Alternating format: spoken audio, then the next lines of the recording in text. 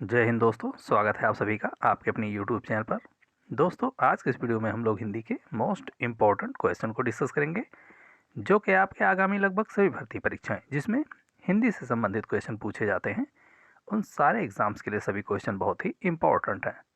चलिए शुरू करेंगे इस वीडियो को। क्वेश्चन है, निम्नलिखित में से नौका का पर्यायवाची शब्द कौन सा नहीं है। बात हो रही है नौका शब्द की, तो यहाँ पर ऑप्शन बी राइट हो जाएगा, तरंगणी। तरंगणी ये नौका का पर्यायवाची शब्द नहीं है, जबकि डोंगी, तरी और बेड़ा ये तीनों ही नौका के पर्यायवाची शब्द हैं। क्वेश्चन में नहीं पूछा जा रहा है, इसलिए ऑप्शन बी राइट हो जाएगा। अगला क्वेश्चन, सज्जन शब्द में कौन सी संधि है। संधि तीन प्रकार की होती है, स्वर संधि, व्यंजन संधि और विसर्ग संधि।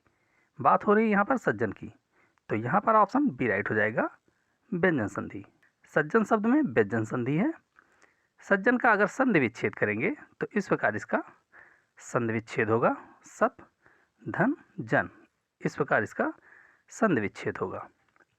बात हो रही है संधि की, तो इसमें व्यंजन संधि हो जाएगी। अगला क्वेश्चन,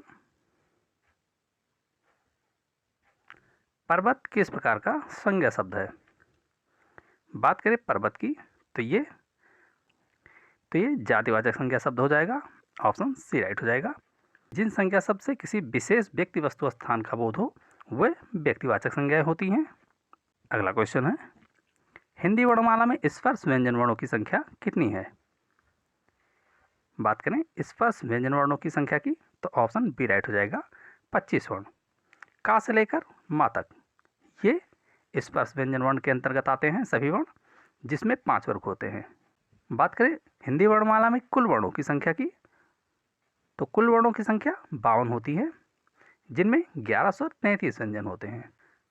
अगला क्वेश्चन, निम्नलिखित में से कौन सा दीर्घ स्वर है। बात करें दीर्घ स्वर की, तो ऑप्शन सी राइट हो जाएगा, बड़ी। यह स्वर दीर्घ स्वर है। छोटा, छोटी और ऋण ये तीनों ह्रस्व स्वर हैं। नेक्स्ट क्वेश्चन, दुष्कर शब्द का सही संधि विच्छेद कौन सा है। बात करें दुष्कर का सही संधि विच्छेद, तो यहाँ पर ऑप्शन डी राइट हो जाएगा, दु धनकर, इस प्रकार इसका संधि विच्छेद होगा। बात करेंगे इसमें संधि की, तो इसमें विसर्ग संधि हो जाएगी। अगला क्वेश्चन, रमेश दिनेश से बड़ा है, इस वाक्य में कौन सा कारक है। इस वाक्य में कारक की अगर बात की जाए तो ऑप्शन डी राइट हो जाएगा, अपादान कारक। जब दो चीज़ों में तुलना की जाती है तो वहाँ पर अपादान कारक होता है। बात करें अधिकरण कारक की, तो इसमें अधिकरण कारक का चिन्ह में पर भीतर होता है।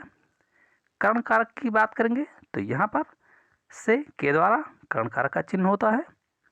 बात करें ऑप्शन सी की, संबंध कारक की, तो संबंध कारक का चिन्ह काकी के, नानी ने, रारी रे, इस प्रकार के कारक चिन्ह संबंध कारक के चिन्ह हैं। अपादान कारक का चिन्ह से होता है। जहाँ पर पृथकता या अलगाव को दिखाने के लिए से का प्रयोग किया जाता है तो वहाँ अपादान कारक होता है, जबकि से का प्रयोग जब साधन के रूप में किया जाता है तो वहाँ पर करण कारक होता है। हिंदी में कारक की बात करें तो कुल 8 प्रकार के होते हैं कारक। अगला क्वेश्चन,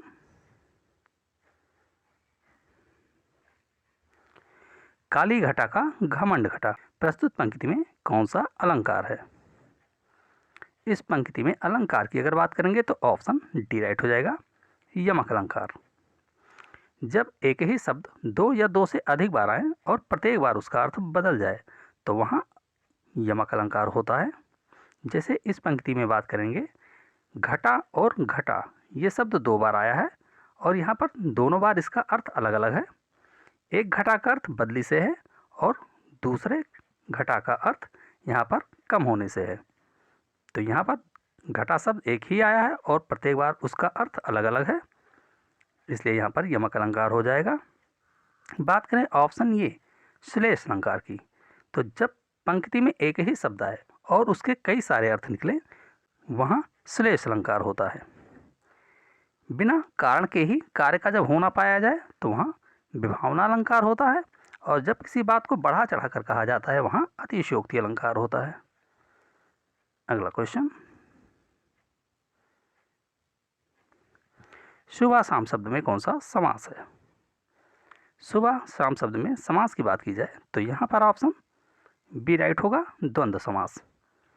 जहाँ पर दोनों पद प्रधान होते हैं वहाँ पर द्वंद्व समास होता है।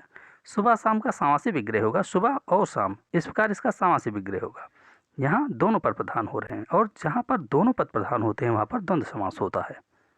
कर्मधारय की बात करें तो जहाँ पर पूर्व पद विशेषण और उत्तर पद विशेष हो वहाँ पर कर्मधारय समास होता है।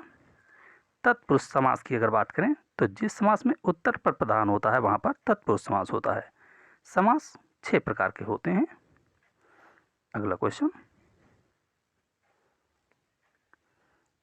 इनमें से कौन सा एक छंद का प्रकार नहीं है? तो यहाँ पर ऑप्शन डी राइट होगा, इनमें से कोई नहीं, क्योंकि ये सभी छंद के ही प्रकार हैं। यानी कि छंद 3 प्रकार के होते हैं। कौन कौन से? वर्णिक छंद, मात्रिक छंद और मुक्तक छंद। ये तीनों ही छंद के प्रकार हैं। जबकि क्वेश्चन में पूछा जा रहा है कौन सा एक छंद का प्रकार नहीं है, तो ऑप्शन डी राइट हो जाएगा कि इनमें से कोई नहीं, क्योंकि ये तीनों ही छंद के प्रकार हैं। अगला क्वेश्चन, खटास शब्द में कौन सा प्रत्यय है? बात करें खटास शब्द में प्रत्यय की तो ऑप्शन सी राइट होगा, आस। खटास शब्द में आस प्रत्यय है। प्रत्यय किसे कहते हैं? ऐसे शब्दांश जो शब्द के अंत में जोड़े जाते हैं और उसके अर्थ में कुछ विशेषता या परिवर्तन लाते हैं, तो ऐसे शब्दांश को प्रत्यय कहते हैं। प्रत्यय हमेशा शब्द के अंत में जोड़े जाते हैं, जबकि उपसर्ग जो होते हैं वो शब्द के शुरू में जोड़े जाते हैं। प्रत्यय 2 प्रकार के होते हैं, कृत प्रत्यय और तद्धित प्रत्यय। क्रिया या धातु में जो जुड़ते हैं वो कृत प्रत्यय होते हैं और जो संज्ञा, सर्वनाम, विशेषण इत्यादि के साथ जोड़े जाते हैं वो तद्धित प्रत्यय कहलाते हैं। अगला क्वेश्चन,